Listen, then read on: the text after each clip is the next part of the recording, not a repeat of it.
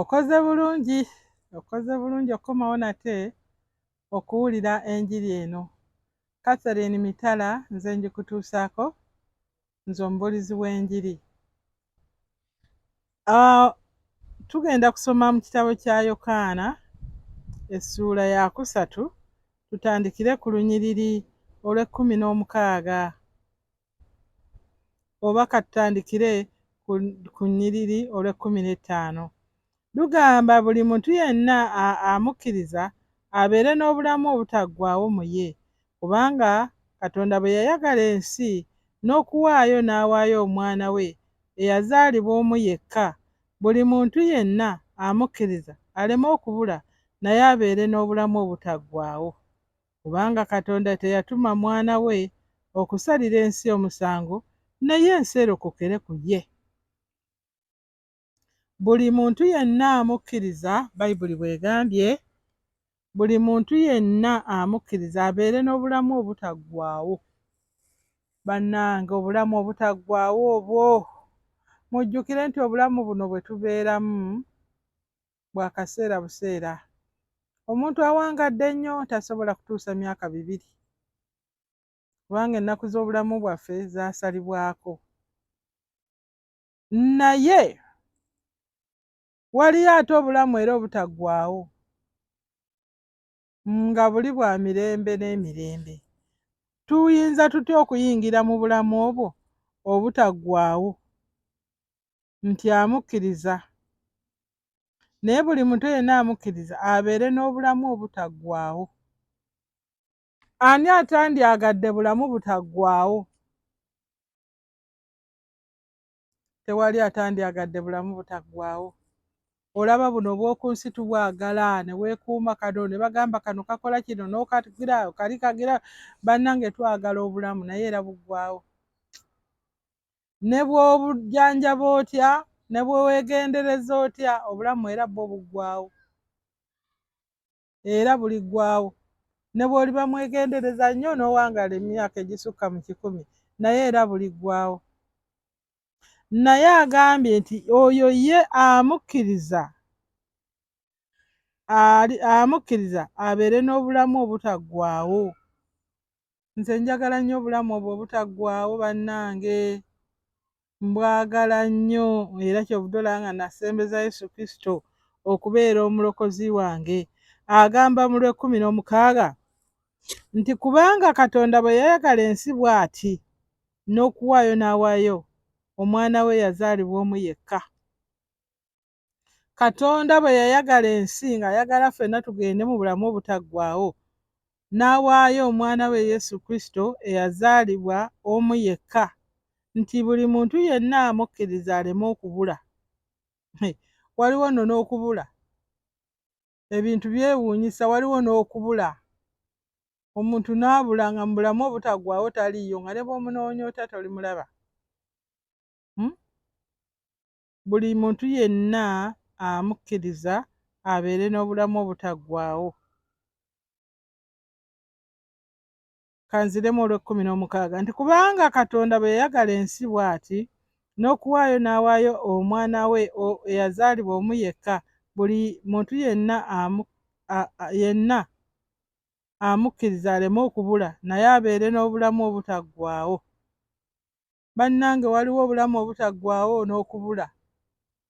Waliwo abatambulira mu kubula naye nga bakyesiimidde. Gwe weesiimira okutambula mu bulamu obugenda okubula, banno bonna bakunoonye nga tebakulaba, nga toliddayo kulabika. Naye ono amukkiriza ye tagenda kuggwaawo, agenda kubeera n'obulamu obutaggwaawo, kubanga Katonda teyatuma mwana we ku nsi asalire ensi omusango, naye ensi erokokere ku ye. Baneka mbabuulire, Yesu Kristo teyajja tusalira musango. Nti gwe gukusinze Kasalina kati genda mu Geyeena, naawe gukusinze lwaki ogezawe kukusinza? Ye teyajja tusalira musango, wabula yajja tulokokere ku ye. Yajja tulokola, yatunonako. Mujjukire twagwa, jjajjaffe Adamu ne jjajja mukyala Kaawa baayonoona baagwa ne babula. Katonda n'atuma omwana we ajja alokole ekyo ekyabula. Twali twabula n'agamba ajja bazaawula. Okumanya Katonda yayagala omuntu, yawaayo omwana mulamba, teyawaayo malayika, teyawaayo ekitonde kyonna. Oba oli awo yandikozeeyo ekintuntu ne kijja kitulokola, naye yatuma mwana we. Naye ng'ate omwana teyajja kusalira nsi musango. Yesu Kristo ebbanga lye yamala ku nsi lyali limumala, singa yajja kusala musango, okubeera ng'alese nga buli omu amusindiseyo mu Geyeena. Abo bonna abaamukwata, abaamukomerera, abaamuwaayiriza, abaamuyolyomanga, abaamulyangamu enkwe, abo bonna yandibalese mu Geyeena.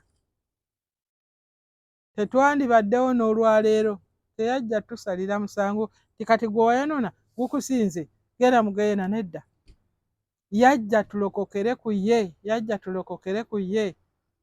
yajja tumulabireko ebikolwa ebirungi, tukkirize Katonda. Ekyo kye kyaleeta Yesu Kristo mu nsi. Agamba mu 18 nti amukkiriza tegumusinga.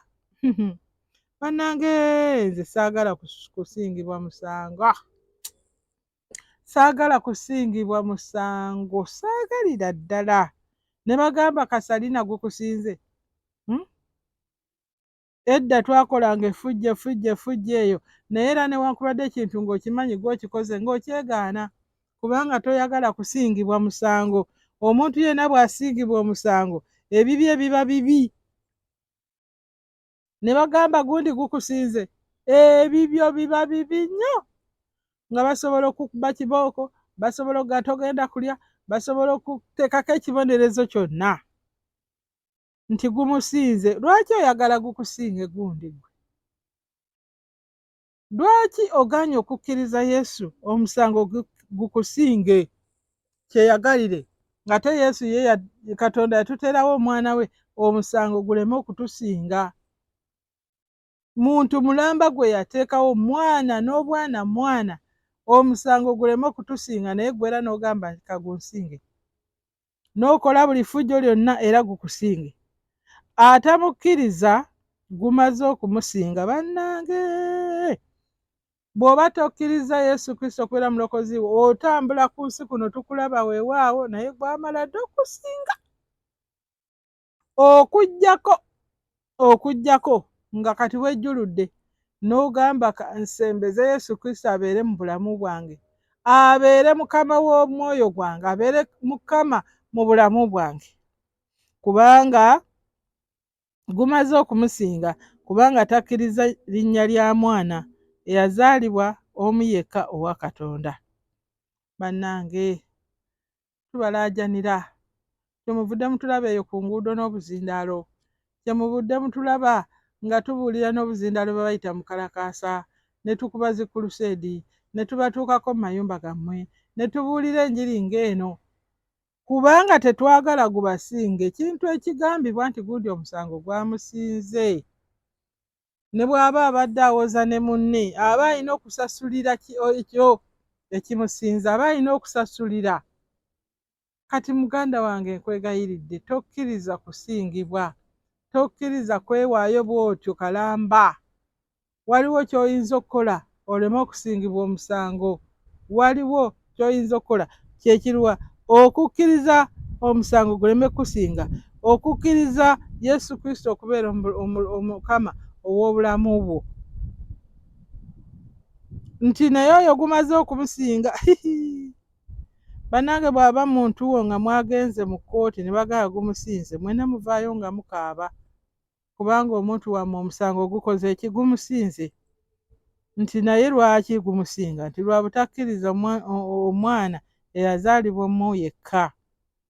Nti guno gwe musango, kubanga omusana guzze mu nsi, abantu ne baagala ekizikiza okukira omusana, kubanga ebikolwa byabwe bibi. Omusango guli ludda wa? Omusango guzze mu nsi kubanga Yesu yajja agirokole, naye ne batayagala Yesu, ne basigalayo mu bizikiza byabwe. ne bamugoba ebweru w'obulamu bwabwe, ne bamugaana, ne bamukwata ne bakomerera, ne bamugaanira ddala. Omusana guzze mu nsi naye ne bagugaana kubanga ebikolwa byabwe bibi. Abantu baagala nnyo okubeera mu bikolwa byabwe ebibi, ne beekweka omwo basobole okwongera okubikola, ne babikola ne babikola ne babikola. Setaani akugamba wamma tokkiriza, tokkiriza kulokoka, tokkiriza. Katusome olwabiri muki? Olwabiri lugamba tikubanga buli muntu yenna akola ebitasaana akyawa omusana, so tajja eri musana, ebikolwa bye bireme okunenyezebwa. Kyovudde olaba babikolera eyo, agenda okwenda ku muka munne tasobola kumwendako mu lwatu, agenda okusamira aleete amalogo ku kyalo, agenda kiro, agenda okubba, agenda okutta, ebikolwa bitasaana babikolera eyo, tebaagala kujja mu musana kubanga bwe najja mu musana nja kulabika. So ebikolwa byabwe babikolera eyo mu bizikiza, baleme okunenyezebwa, baleme okulabika, baleme okutegeerekeka oyo yakola kino. Waakiri omuntu atta omuntu ne batwalamu omulala, naye ye n'asirika n'agamba bamutwale, n'asirikira mu bikolwa ebyekizikiza. Naye wano 21 agambye naye akola amazima ajja eri omusana, ebikolwa bye birabike nga byakolerwa mu Katonda. Ebikolwa byaffe birina okubeera nga bikolerwa mu Katonda, nti akola amazima ajja eri omusana. Kyovudde olaba ffe twajja eri omusana, twalaba omusana, twayatula Yesu Kristo, omusana gutwakire, gumulise obubbi, gumulise buli kamu tukajja mu bulamu bwaffe. Abamu tebaagala kulekeraawo kusamira, kyebava tebajja eri omusana, balaba nga bibafunira. Obwenzi bwe bubadde bumuyimirizaawo, ate kati omugamba nti jangu olokoke. Okulimba, okufera kwe kubadde kumuyimirizaawo, kati ate omugamba jangu olokoke oleme kufuna. Ate ne batamanya nti ate naffe eno tufuna. Naye mu ngeri ya musana, nti ajja, nti naye oyo ajja eri amazima, akola amazima ajja eri omusana. Ebintu by'omuntu omulokola abikola misana, tabikola kiro. Ebikolwa bye birabike nga byakolebwa mu Katonda. Ebikolwa byaffe biteekwa okulabika nga byakolebwa mu Katonda. Tubikola misana, Enjiri tugibuulira misana, tufumbirwa misana, tubuulira misana, buli kimu kya misana, ng'omusana gwaka, nga tetuliimu kizikiza. Abantu abamu baddiini nnyo naye nga waliwo ebikolwa ebyekizikiza bye bamala ne bakola, era ne babikweka nnyo bireme okulabika. Naye ffe tetulina kye tukweka, tetulina kye tukweka. Mwanange, nkwagaliza okulokoka. Muganda wange, mu baaba gwe atudde waawuliza mukwano, ebigambo bino oyinza okuwulira nga eddoboozi sirikangudde nnyo, nga ddoboozi lya kisa naye sisobola kulyongerako awo, naye ate nga ge mazima ge mbuulira. Saagala omusango gukusinge. Kati nno naawe bw'obanga toyagala gukusinge, ddamu ebigambo bino. Gamba nti ayi Yesu, nkwebaza kubanga wankolera ekisa kingi, omusango guleme okunsinga. Naye nsonyiwa ayi Mukama kubanga mbadde sikiraba era mbadde ntambulira mu kizikiza. Naye olwaleero neenenya ebikolwa byange byonna bye mbadde nkola, ebibadde binnyumira byonna mbyenenya era mbireka olwaleero.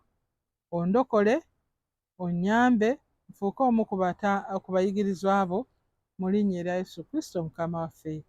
Amiina.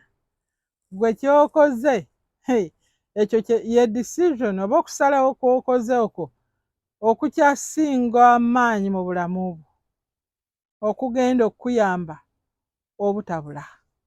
Weebale nnyo, weebalire ddala.